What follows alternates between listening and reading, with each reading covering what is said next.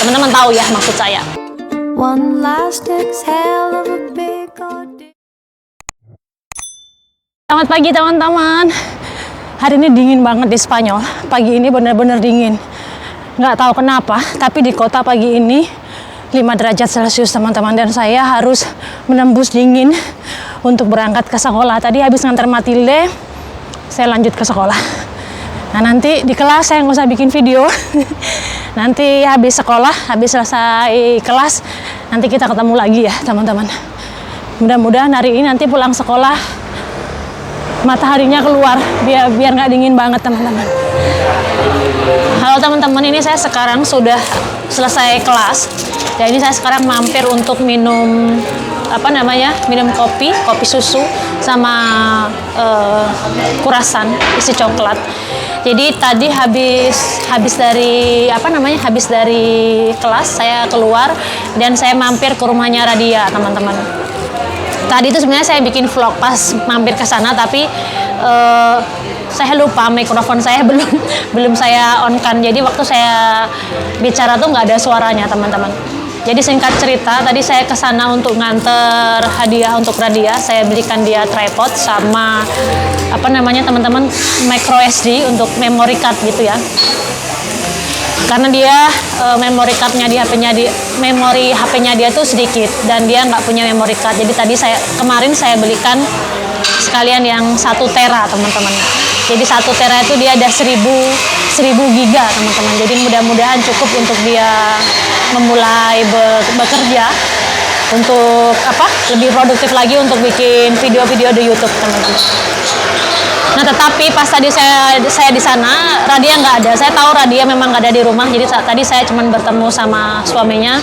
Saya titipkan sama suaminya. Saya bilang yang penting nanti kalau Radia sudah pulang, kalau dia sudah istirahat, coba yang saya belikan kalau misalnya dia tidak berfungsi bisa saya kembalikan lagi ke Amazon karena kebetulan saya belinya lewat Amazon gitu. Dan Radia ini teman-teman dia sekarang bekerja.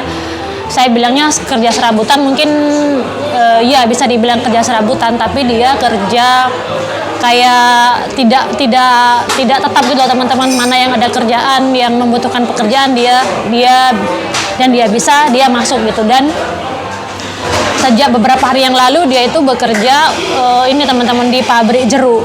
Kan sekarang lagi musim jeruk ya. Jadi banyak tenaga kerja yang dadakan gitu untuk ada yang metik jeruk dari kebunnya dan juga ada yang di pabriknya untuk mengeliminasi misalnya jeruk yang kecil-kecil dipisah-pisah gitu loh teman-teman. Nah dia kerja di sana dan yang saya tahu dia benar-benar wanita pejuang gitu. Cuman saya kasihan karena kerjanya itu 13 jam teman-teman. Menurut saya kerja 13 jam itu bukan untuk perempuan, bahkan untuk laki-laki pun itu juga bukan pekerjaan untuk laki-laki. Mungkin berat karena 13 jam dan di 13 jam itu istirahatnya jedanya 1 jam. Bekerja di sini mungkin tidak sama bekerja seperti di Indonesia. Saya tidak tahu kalau di Indonesia di pabrik mungkin sama ya. Karena kita bekerjanya bareng sama mesin-mesin gitu loh teman-teman. Jadi kalau misalnya kita sempat lengah, kerjaan kita akan berantakan. Jadi benar-benar fokus tuh 13 jam berdiri untuk milihin jeruk gitu. Untuk kontrol jeruk yang besar, yang kecil, terus nempelin stiker-stiker di jeruknya itu selama kurang dari 1 bulan sih, sampai tanggal 23 Desember ini dia bakalan kerja di sana. Dan kasihan sekali karena dia kalau berangkat pagi jam 7 pagi dia berangkat sampai dengan 13 jam. Jadi malam baru pulang teman-teman. Kasihan karena selain itu dia juga punya anak 3, masih kecil semuanya teman-teman. Usia sekolah dasar. Untungnya suaminya karena kebetulan suaminya itu bulan Desember ini nggak kerja, tapi di sini kalau pas biasanya kerja dan tiba-tiba dia harus berhenti bekerja itu memang dibayar pemerintah teman-teman, ada gaji yang dibayar pemerintah. Karena memang suaminya kan dia nelayan teman-teman, jadi kebetulan bulan-bulan ini tuh nggak terlalu banyak ikan di daerah sini. Dan dia harus mencari ikan itu di laut yang agak jauh dari wilayah Castellón. Dan itu dia nggak kuat karena di musim dingin. Jadinya dia minta untuk berhenti 1 bulan dibayar oleh pemerintah di sini. Dan Januari rencananya suaminya mau pindah kerja di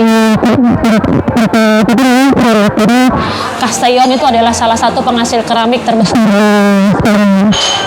gitu. Jadi untungnya ada suaminya yang di rumah yang menggantikan pekerjaan kayak misalnya cuci piring, kemudian bersihin rumah, gantung baju, bikin sarapan untuk anak-anak ke sekolah, jadi gantian. Tadi saya sempat ngobrol sama suaminya. Sebenarnya suaminya juga agak keberatan kalau Radia pergi bekerja, tapi dia nggak bisa memaksa Radia untuk nggak bisa melarang gitu loh. Misalnya gini, kamu jangan kerja gitu, dia nggak bisa. Memang Radia dan Radia kuat, cuman tadi dia bilang memang dia kasihan juga sama Radia karena kalau dia pulang dan sampai rumah tuh kayak dia bilang mukanya capek banget, terus dia bilang punggungnya sakit, tangannya pegel karena kan berdiri terus teman-teman 13 jam ngambilin jeruk gitu, nggak berhenti karena barengan sama mesin gitu.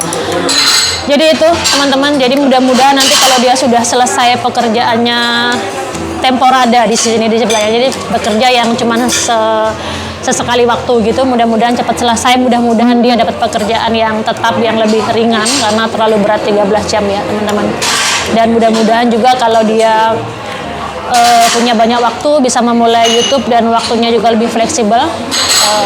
Mudah-mudahan kita doakan sama-sama. Dan untuk teman-teman yang ingin mensupport dia, teman-teman bisa lihat di kolom deskripsi video, saya berikan link YouTube-nya dia, teman-teman bisa mensupport dia dengan memberikan subscribe ke channelnya dia dan juga memberikan dukungan untuk Radia gitu. Saya tidak memaksa ya teman-teman, hanya kalau teman-teman berkenan. Saya minum kopi dulu, bismillahirrahmanirrahim. Gitu teman-teman, cerita tentang Radia pagi ini.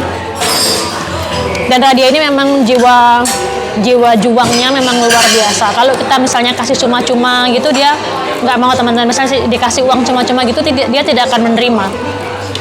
Jadi memang dia kayak kalau aku menerima sesuatu aku harus kerja. Memang tipe orangnya memang seperti itu. Bismillahirrahmanirrahim.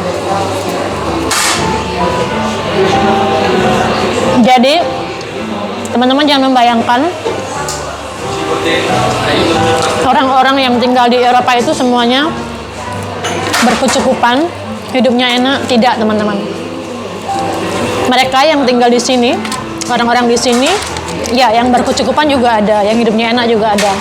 Tetapi rata-rata mereka adalah orang-orang yang daya juangnya tinggi teman-teman. Apalagi untuk mereka yang hidupnya yang bukan dari kalangan yang apa ya teman-teman saya bilangnya, bukan dari kalangan yang sosialita. Mungkin kalangan sosialita pun dulunya juga memulainya juga dari nol dan perjuangannya luar biasa. Tetapi rata-rata di sini orang-orang tuh daya juangnya luar biasa, pekerja keras teman-teman. Dan teman-teman juga jangan membayangkan orang-orang Eropa hidupnya enak, bisa liburan kemana-mana, uangnya banyak. Tidak semuanya, tidak semua sama seperti di Indonesia juga sih sebenarnya. Garis kemiskinannya mungkin di sini agak lebih buruk mungkin ya teman-teman. Tapi ya ada juga yang tidak pernah minum kopi di kafe, misalnya seperti saya ini mungkin ada juga yang mungkin cuma setahun sekali bisa masuk ke kafe untuk minum teh dan minum bahkan cuma sekedar kayak gini teman-teman. Yang seperti ini yang harganya mungkin cuma 3-4 euro gitu, itu juga tidak semua orang bisa menikmati itu. Banyak juga yang tidak bisa liburan, ada juga yang tidak punya pesawat, ada juga yang tidak bisa liburan ke luar negeri gitu. Jadi macam-macam teman-teman. So gitu teman-teman, saya lanjutkan dulu ini. Saya makan sarapan di sini, nanti ketemu lagi di video-video selanjutnya. Kalaupun nanti saya nggak bikin video, sampai ketemu lagi di besok ya. Mudah-mudahan besok saya ada video yang menarik lagi untuk teman-teman. Dan teman-teman jangan lupa jika teman-teman termasuk dalam kelompok orang-orang yang sedikit mampu untuk membantu, jangan lupa kita untuk membantu sesama mereka. Tetapi saya berharap bantuannya bukan bantuan yang berupa tinggal ditelan, tapi kita berikan bagaimana pancingan. Misalnya sama seperti teman-teman ini, jangan berikan ikannya, tapi kita berikan kailnya agar dia mancing sendiri. Jadi itu juga membiasakan kita untuk tidak membuat orang-orang mentalnya menjadi manja. Kita kasih kailnya agar dia bisa mencari ikan sendiri gitu. Jangan dikasih ikannya, karena kalau dikasih ikannya nanti ikannya habis, besok dia sudah lapar lagi. Tapi kalau kita kasih pancingnya, kalau lapar dia bisa mancing lagi. Gitu teman-teman. Teman-teman tahu ya maksud saya. So Baik teman-teman, sekian dulu video hari ini. Matur nuwun sudah menonton, and I'll see you in the next video. Bye bye.